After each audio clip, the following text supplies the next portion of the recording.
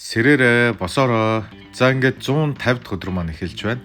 За өглөө босоод амаа зайлчаад өглөөний цайгаа уучаад өнөөдөр жим дээр очиж уулзахаар шийдлээ. За ингээд хувцас сольж аваад жимдээ явна гэсэн бодолтой жим дээр яваад очисон. Офисын ажилтнтай уулзсан чинь бас л одоо таагүй хариу авлаа. За учир нь та заавал өөрийнхөө байгаа айлынхаа хүнтэй хамтдаа жимд явах хэрэгтэй. Манай журманд ийм байдаг юм аа гэдэг хариу авсан. За ингээд жимдээ явж чадахгүй гар дээрээ сунаачаад дэлгүүр хэсгээр шийдлээ манай гэрээхэн.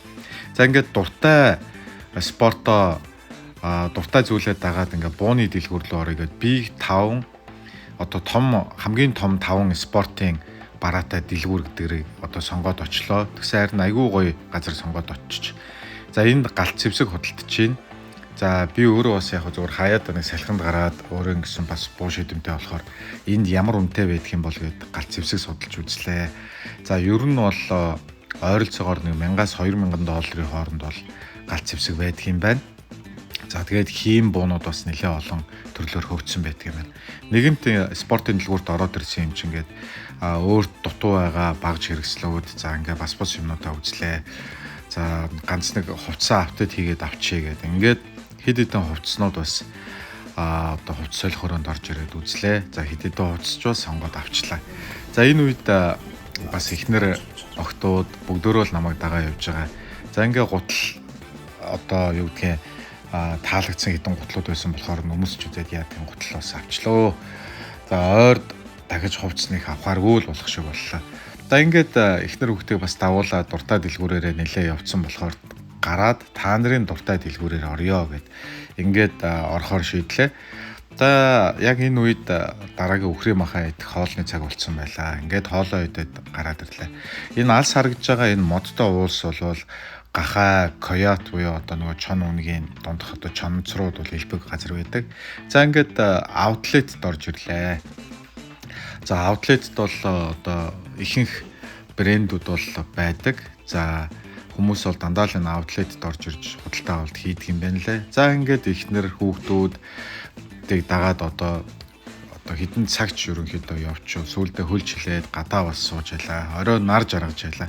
За хоёр охин ирэхээсээ өмнө миний охтууд дэлгүүр судлаарай, юм судлаарай гэсэн чинь энэ доллар три гэдгийг баг охин судалсан аваа тийшээ орж үзээгээд харин за юу л олигтой юм байв гэд яваад орсон ч харин үнэхээр гайхамшигтай бүх юм хуучин $1 гэдэг байсан юм байна.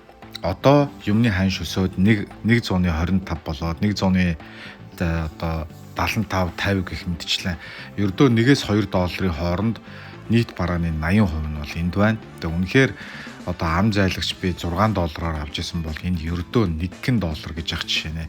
Тэгээд миний бичлэгийг үзэж байгаа хүмүүс байвал хэрвээ та Америкт ирвэл ямар нэгэн дэлгүүр хэсгээс өмнө хамгийн түрүүнд $3 буюу ийшээ орж ирээрэй гэдгийг хэлмээр байна. Маш их доллар та хэмнэ шүү гэдгийг бас та хэдтэй сануулж хэлье. За ингээд $3-3-гээс баах юм авчаад охтууд дараагийн судалсан дэлгүүр нь Walmart аваа судалсан тийшээ орж үзэхээр нь дахиад яваад орсон.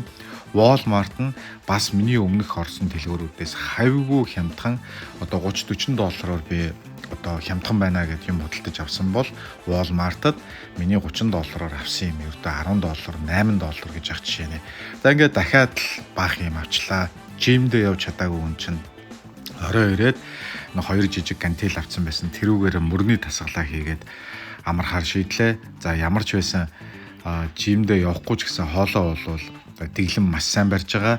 За ингээд дасгалуудаа нэлээд сайн мөрний дасгал одоо 50-аар 40-оор 30-аар гэх мэтчлэн багасгаж одоо орлоо. За ингээд хөвлийн дасгалаа бол өдөр болгон тогтмол бол хийж байгаа. Одоо хоол бол ягштал баримталж байгаа болохоор жин нэмэх нь харцангуй гайгүй байх гэж бодож байна. За охтууд надтай хамтдаа бас дасгал хийлээ. За дахин сануулъя. Америкт та ирсэн бол $3 гэдэг дэлгүүрээр заавал төрүүлж ороорой. Одоо ингээд шөнийн 1 цаг болж байлаа. Ингээд бид нар амарлаа. За та бүхэндээ энэ өдрийн ажилд бас өндөр амжилт хүсье. Баяртай.